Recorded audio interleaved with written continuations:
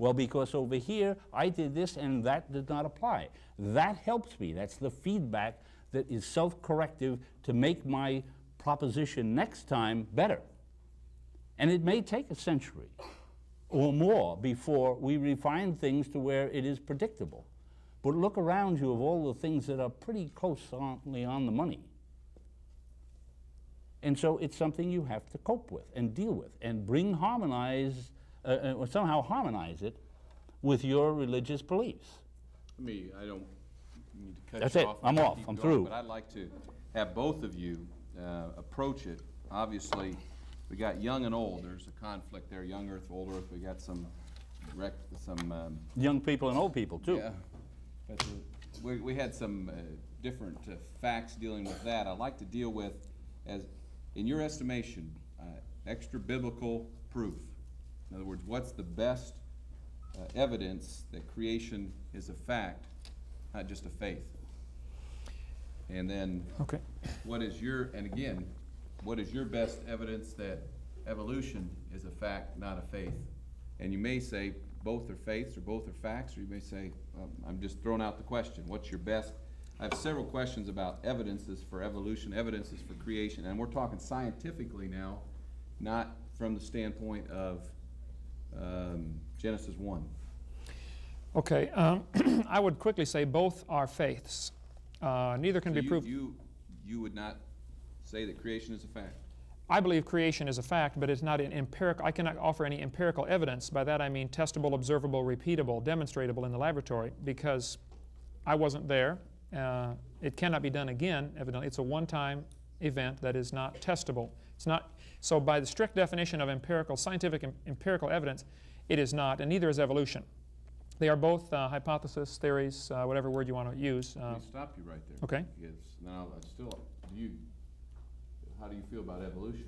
Do you say I feel it is not a fact.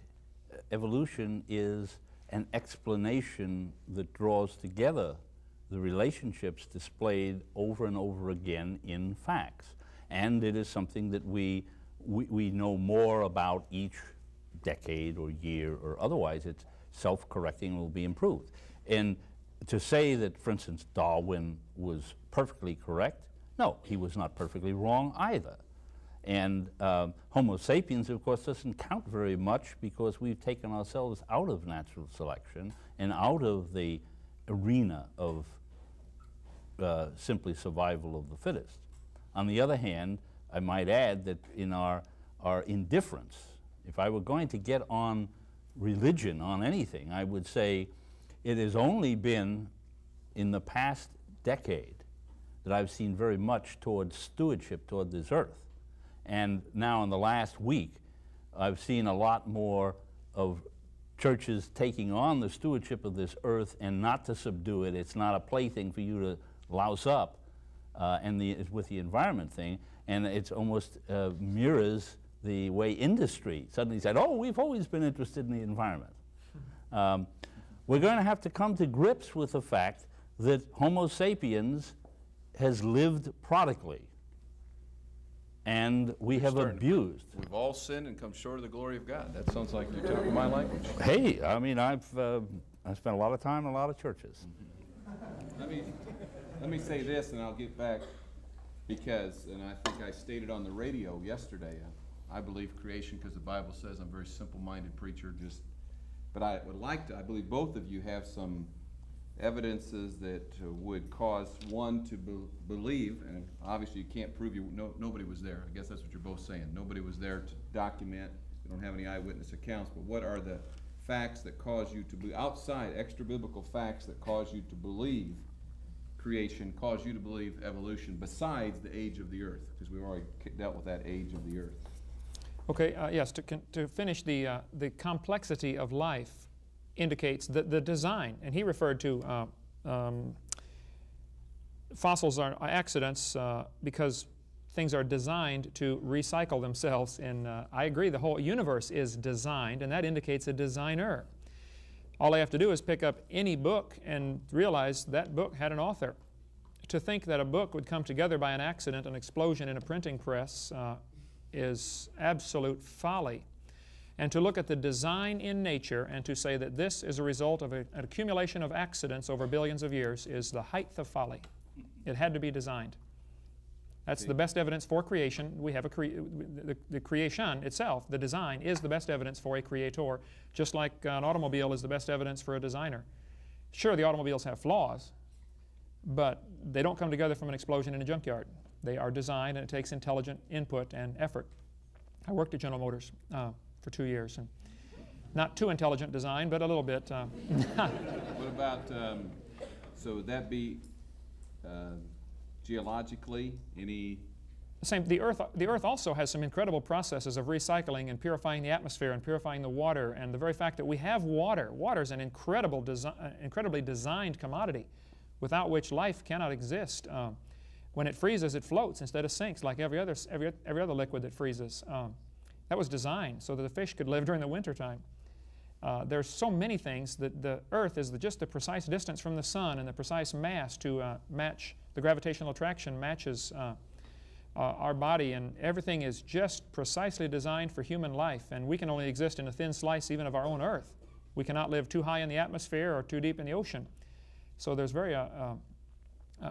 it's very obvious it was designed by a designer. Now, as far as who he was, you know, the religions of the world argue that all the time. I happen to know him personally, so I don't have a question. I don't have a problem about that. But that's, I think, the best evidence for creation is the design.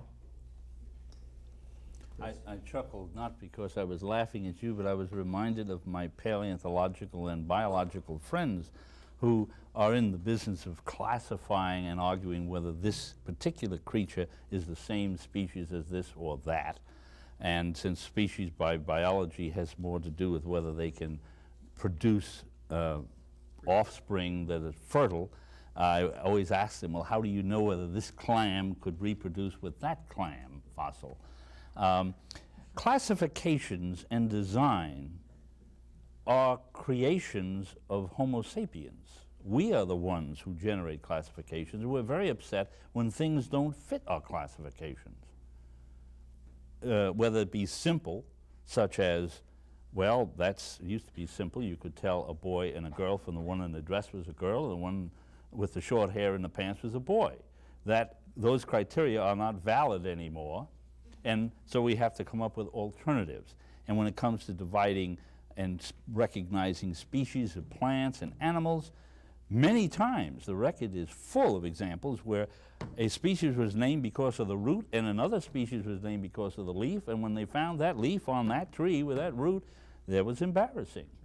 But because we try to classify things, the shrinks try to classify you in terms of are you psychotic or are you paranoid, humans are not easily classified, and neither is the rest of the animal and plant kingdom. What do you see as the creation? Whose creation? Judeo-Christian creation? Buddhist creation? There are many beliefs about what creation was.